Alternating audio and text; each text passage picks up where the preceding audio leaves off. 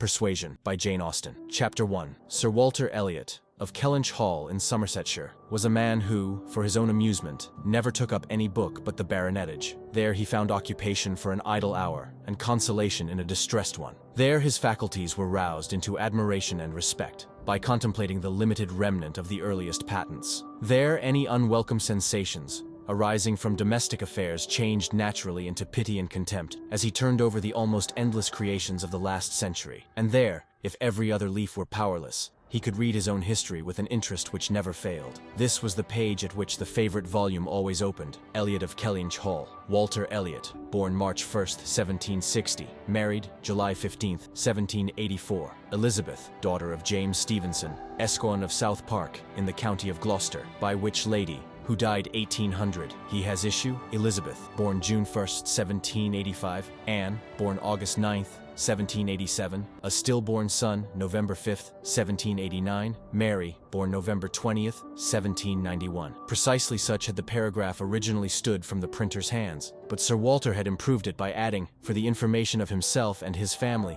these words, after the date of Mary's birth: married December 16th, 1810, Charles, son and heir of Charles Musgrove, Esquire of Uppercross, in the county of Somerset, and by inserting most accurately the day of the month on which he had lost his wife. Then followed the history and rise of the ancient and respectable family, in the usual terms, how it had been first settled in Cheshire, how mentioned in Dugdale, serving the office of High Sheriff, representing a borough in 3 successive parliaments, exertions of loyalty and dignity of baronet in the first year of Charles II, with all the Marys and Elizabeths they had married, forming altogether 2 handsome 12 pages, and concluding with the arms and motto, principal seat, Kellynch Hall in the county of Somerset, and Sir Walter's handwriting again in this finale. Heir presumptive, William Walter Elliot, Esquire, great-grandson of the second Sir Walter. Vanity was the beginning and the end of Sir Walter Elliot's character, vanity of person and of situation. He had been remarkably handsome in his youth, and,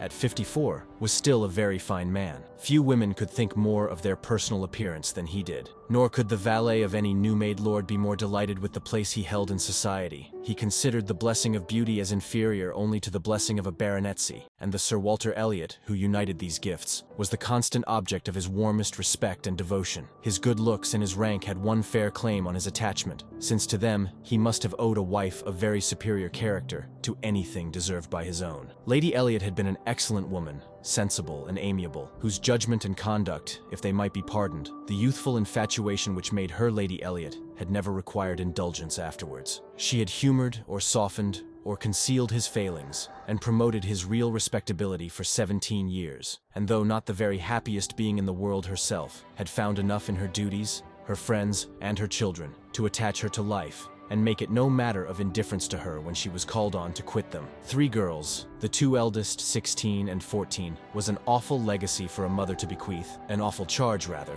to confide to the authority and guidance of a conceited, silly father. She had, however, one very intimate friend, a sensible, deserving woman, who had been brought by strong attachment to herself, to settle close by her in the village of Kellynch. And on her kindness and advice, Lady Elliot mainly relied for the best help and maintenance of the good principles and instruction which she had been anxiously giving her daughters. This friend and Sir Walter did not marry, whatever might have been anticipated on that head by their acquaintance. 13 years had passed away since Lady Elliot's death, and they were still near neighbors and intimate friends, and one remained a widower, the other a widow. That Lady Russell, of steady age and character, and extremely well provided for, should have no thought of a second marriage, needs no apology to the public, which is rather apt to be unreasonably discontented when a woman does marry again than when she does not. But Sir Walter's continuing in singleness requires explanation. Be it known then that Sir Walter, like a good father, having met with 1 or 2 private disappointments and very unreasonable applications, prided himself on remaining single for his dear daughter's sake. For one daughter, his eldest, he would really have given up anything, which he had not been very much tempted to do. Elizabeth had succeeded, at 16, to all that was possible, of her mother's rights and consequence, and being very handsome, and very like himself, her influence had always been great, and they had gone on together most happily. His 2 other children were of very inferior value.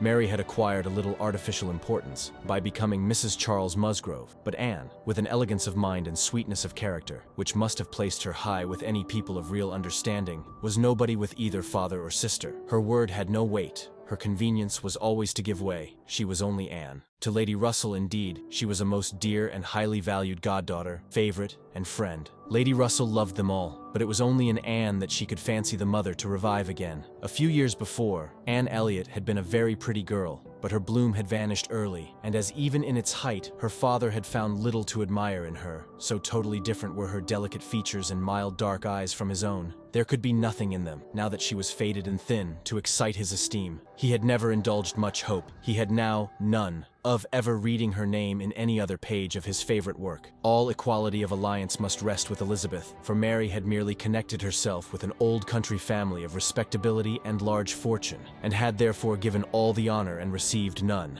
Elizabeth would, one day or other, marry suitably. It sometimes happens that a woman is handsomer at 29 than she was 10 years before, and, generally speaking, if there has been neither ill health nor anxiety, it is a time of life at which scarcely any charm is lost. It was so with Elizabeth, still the same handsome Miss Elliot that she had begun to be 13 years ago, and Sir Walter might be excused, therefore, in forgetting her age, or, at least, be deemed only half a fool, for thinking himself and Elizabeth as blooming as ever, amidst the wreck of the good looks of everybody else. For he could plainly see how old all the rest of his family and acquaintance were growing. Anne haggard, Mary coarse, every face in the neighborhood worsting, and the rapid increase of the crow's foot about Lady Russell's temples had long been a distress to him. Elizabeth did not quite equal her father in personal contentment. 13 years had seen her mistress of Kellynch Hall, presiding and directing with a self-possession and decision which could never have given the idea of her being younger than she was. For 13 years had she been doing the honors, and laying down the domestic law at home, and leading the way to the chaise and four, and walking immediately after Lady Russell out of all the drawing rooms and dining rooms in the country. 13 winters' revolving frosts had seen her opening every ball of credit which a scanty neighborhood afforded, and 13 springs shone their blossoms, as she traveled up to London with her father for a few weeks' annual enjoyment of the great world. She had the remembrance of all this. She had the consciousness of being 29 to give her some regrets and some apprehensions. She was fully satisfied of being still quite as handsome as ever, but she felt her approach to the years of danger, and would have rejoiced to be certain of being properly solicited by baronet blood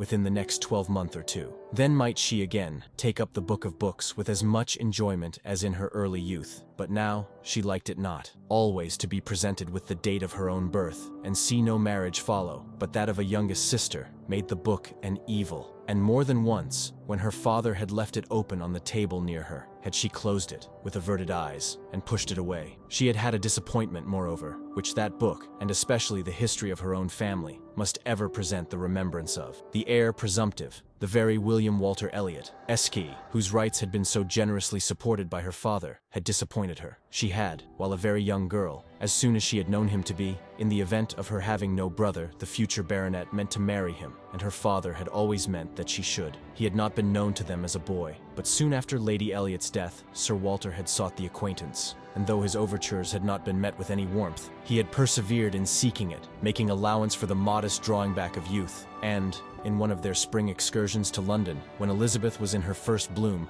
Mr. Elliot had been forced into the introduction. He was at that time a very young man, just engaged in the study of the law, and Elizabeth found him extremely agreeable, and every plan in his favor was confirmed. He was invited to Kellynch Hall. He was talked of and expected all the rest of the year, but he never came. The following spring he was seen again in town, found equally agreeable, again encouraged, invited, and expected, and again he did not come, and the next tidings were that he was married. Instead of pushing his fortune in the line marked out for the heir of the House of Elliot, he had purchased independence by uniting himself to a rich woman of inferior birth. Sir Walter has resented it. As the head of the house, he felt that he ought to have been consulted, especially after taking the young man so publicly by the hand, for they must have been seen together, he observed, once at Tattersall's, and twice in the lobby of the House of Commons. His disapprobation was expressed, but apparently very little regarded. Mr. Elliot had attempted no apology and shewn himself as unsolicitous of being longer noticed by the family, as Sir Walter considered him unworthy of it. All acquaintance between them had ceased. This very awkward history of Mr. Elliot was still, after an interval of several years, felt with anger by Elizabeth, who had liked the man for himself, and still more for being her father's heir, and whose strong family pride could see only in him a proper match for Sir Walter Elliot's eldest daughter. There was not a baronet from A to Z whom her feelings could have so willingly acknowledged as an equal, yet so miserably had he conducted himself that though she was at this present time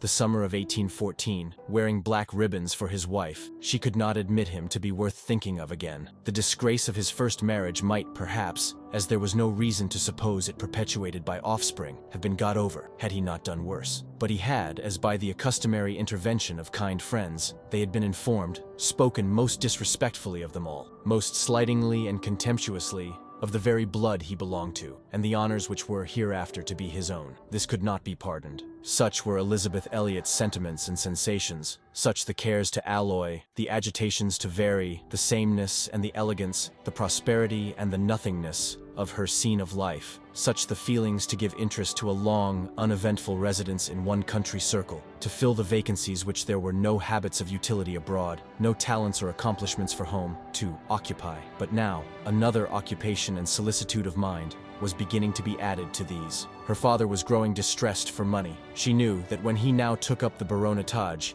it was to drive the heavy bills of his tradespeople and the unwelcome hints of Mr. Shepherd, his agent, from his thoughts. The Kellynch property was good, but not equal to Sir Walter's apprehension of the state required in its possessor. While Lady Elliot lived, there had been method, moderation, and economy, which had just kept him within his income, but with her had died all such right-mindedness, and from that period he had been constantly exceeding it. It had not been possible for him to spend less. He had done nothing but what Sir Walter Elliot was imperiously called on to do. But blameless as he was not only growing dreadfully in debt, but was hearing of it so often that it became vain to attempt concealing it longer, even partially, from his daughter. He had given her some hints of it the last spring in town. He had gone so far even as to say, "Can we retrench? Does it occur to you that there is any one article in which we can retrench?" And Elizabeth, to do her justice, had, in the first ardor of female alarm, set seriously to think what could be done, and had finally proposed these two branches of economy: to cut off some unnecessary charities, and to refrain from new furnishing the drawing-room, to which expedients she afterwards added the happy thought of their taking no present down to Anne,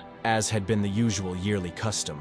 But these measures, however good in themselves, were insufficient for the real extent of the evil, the whole of which Sir Walter found himself obliged to confess to her soon afterwards. Elizabeth had nothing to propose of deeper efficacy. She felt herself ill-used and unfortunate, as did her father, and they were neither of them able to devise any means of lessening their expenses without compromising their dignity, or relinquishing their comforts in a way not to be borne. There was only a small part of his estate that Sir Walter could dispose of, but had every acre been alienable, it would have made no difference. He had condescended to mortgage as far as he had the power, but he would never condescend to sell. No, he would never disgrace his name so far. The Kellynch estate should be transmitted whole and entire, as he had received it. Their two confidential friends, Mr. Shepherd, who lived in the neighboring market town, and Lady Russell, were called to advise them, and both father and daughter seemed to expect that something should be struck out by one or the other to remove their embarrassments and reduce their expenditure, without involving the loss of any indulgence of taste or pride.